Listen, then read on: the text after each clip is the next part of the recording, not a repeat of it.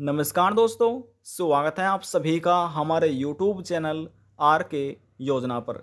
ये पेंशन धारक ध्यान दें जिसने अपनी नई पेंशन बनवाई है या फिर पुरानी पेंशन को ठीक कराया है, लेकिन फिर भी पेंशन राशि बैंक खाते में नहीं पहुंच रही है। ऐसे में फिर लाभार्थियों को क्या कार्य करने होंगे ताकि उनकी पेंशन बैंक खाते में आना प्रारंभ हो जाए।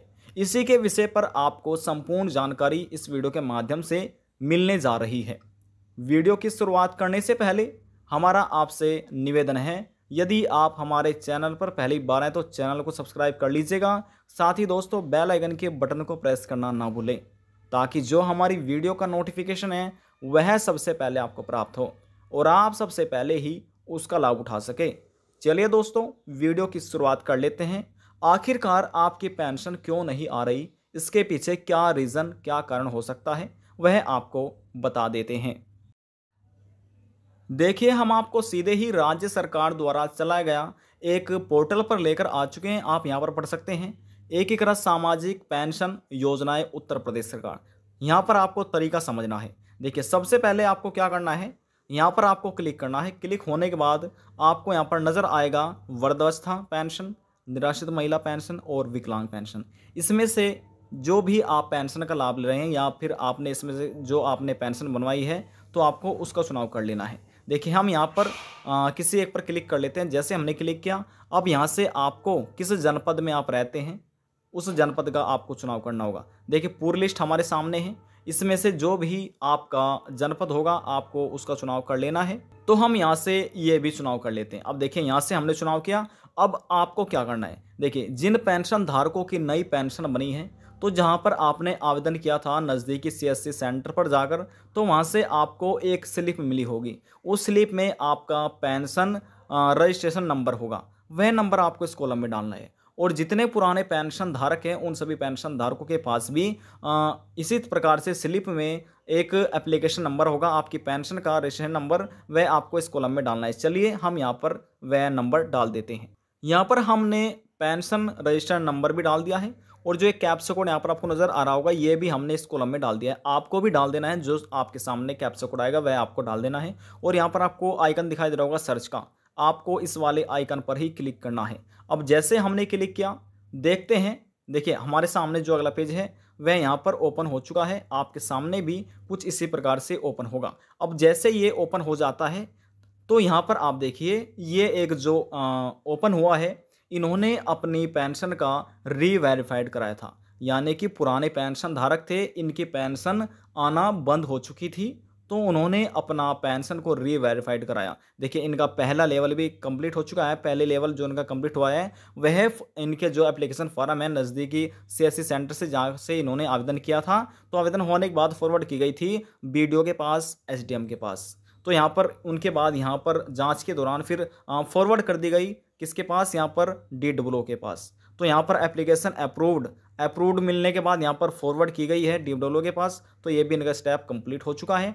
तीसरे लेवल में बताया गया है application approve reject by DWO, यानी कि तीसरे लेवल में पता चलता है कि जो आपका एप्लीकेशन फॉर्म है पेंशन का वह अप्रूव मिल चुका होगा उसको, या फिर रिजेक्ट कर दिया जाएगा DWO द्वारा। तो यहाँ पर लिखा आ रहा है, लिखा देखिए, approval process complete and finally freeze. तो देखिए यहाँ पर कंप्लीट हो चुकी है इनकी यहाँ पर, और उसके बाद यहाँ पर यानी कि DWO द्वारा फ्रीज कर दी गई है। आल्सो अकाउंट इज रीवेरीफाइड, तो इनका जो अकाउंट है वह रीवेरीफाइड हो चुका है बाय DWO द्वारा।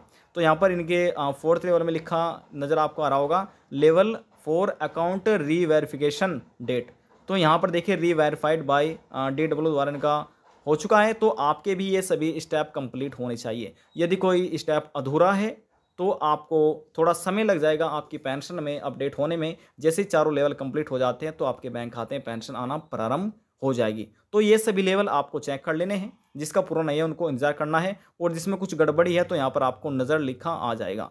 उसके बाद हम आपको नीचे लिए चलते हैं। अब जैसे हम यहाँ पर स्क्रॉल डाउन करेंगे, स्क्रॉल डाउन होने के बाद यहाँ पर देखिए आपको नज़र आ जाएगा, लिखा हुआ है यहाँ पर PMS वैलिडेशन स्टेटस। यहाँ पर लिखा है account validation status is accepted from PMS, यानी कि इनका जो वैलिडेशन स्टेटस है अकाउंट वह एक्सेप्ट हो चुका है PMS पर। तो यहाँ पर आवेदक भुगतान विवरण, कुछ विवरण दिया गया है पेंशन से संबंधित, जिनको पहली किस्त, दूसरी किस्त और चौथी किस्त, तीसरी किस्त, यहाँ पर ये विवरण इनका पेंशन का भुगतान, पेंशन राशि का दिया गया है, आपको देख लेना है। हम आपसे वही जानकारी साझा करेंगे जो ज़रूरी है आपके, जिससे आप समझ सके। तो यहाँ पर देखिए इतना आपको समझ आ चुका है। अब हम और स्क्रॉल डाउन कर सकते हैं। यह जानकारी सभी पेंशन धारकों के लिए, ध्यान से आपको समझते रहना होगा। अब हम यहाँ पर आपको नीचे ले चलते हैं। अब देखिए जैसे हम नीचे ले चलेंगे तो यहाँ पर अब आपको नज़र आ रहा होगा लिखा हुआ, यहाँ पर आपको लिखा नज़र आ होगा पेंशन रेशन नंबर, यानी कि रेशन संख्या। ये आपका रेशन संख्या है जो आपने पोर्टल पर डाला था।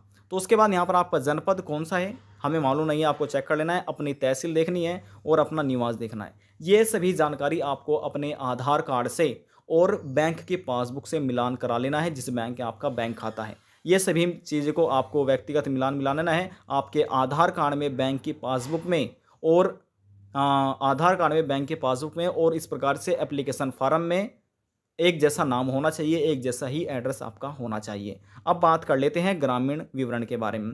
तो यहाँ पर आपका ब्लॉक कौन सा है, ग्राम पंचायत, और ये सभी स्पेलिंग्स में, मात्राओं में कोई गलतियाँ नहीं होनी चाहिए, ये भी आपको देख लेना है। गांव का नाम है पंचायत और डाकघर आपका कहाँ पर है, कोई गलतियाँ नहीं होनी चाहिए, नाम स्पेलिंग्स में ध्यान देना है आपको। उसके बाद हम और स्क्रॉल डाउन कर लेते हैं। स्क्रॉल डाउन होने के बाद देखिए यहाँ पर पेंशन धारक का फोटो भी नज़र आ जाएगा आपको, जो व्यक्ति की जिसकी पेंशन नहीं है उनको यहाँ पर फोटो नज़र आएगा। उसके बाद पेंशन धारक का क्या नाम है, वह महिला है या पुरुष है।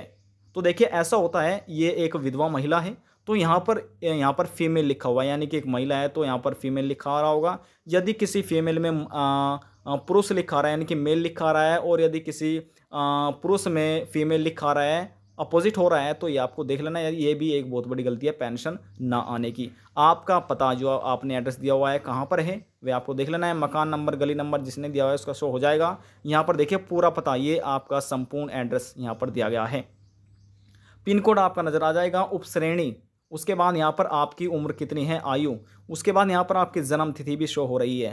पहचान पत्र, यहाँ पर लिखा है पहचान प्रमाण पत्र, तो यहाँ पर ये आपको अपडेट कराना होगा जिसका अपडेट नहीं हुआ है। यहाँ पर मोबाइल नंबर आपको नज़र आ जाएगा, जिसने अपडेट नहीं कराया उनको अपडेट करा लेना होगा।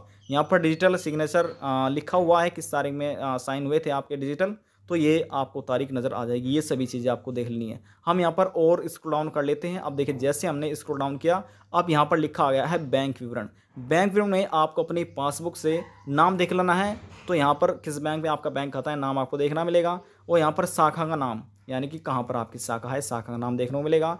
आपका खाता संख्या ये देख लेनी है, और यहाँ पर उसके बाद आपका जो IFSC नंबर है वे सभी चीज़ें सही होनी चाहिए। उसके बाद यहाँ पर देखिए आय के विवरण में बताया गया है पारिवारिक वार्षिक आय कितनी है, ये आपको यहाँ पर मिला लेना होगा। जो आपका आय प्रमाण पत्र है उसको देख लेना है।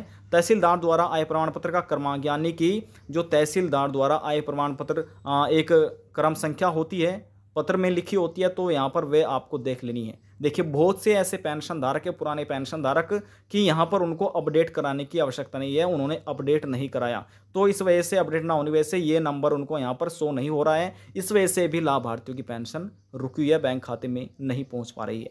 अब यहाँ पर देखिए लिखा है BPL APL, यहाँ पर जो भी आपका कार्ड है, सूची नंबर है, तो यहाँ पर अपडेट हो रहा है या फिर नहीं हो रहा है। तो यहाँ पर किसी का हो रहा है, इससे कोई इतना फर्क नहीं पड़ता है, लेकिन यहाँ पर फर्क पड़ता है आपका आय प्रमाण पत्र से।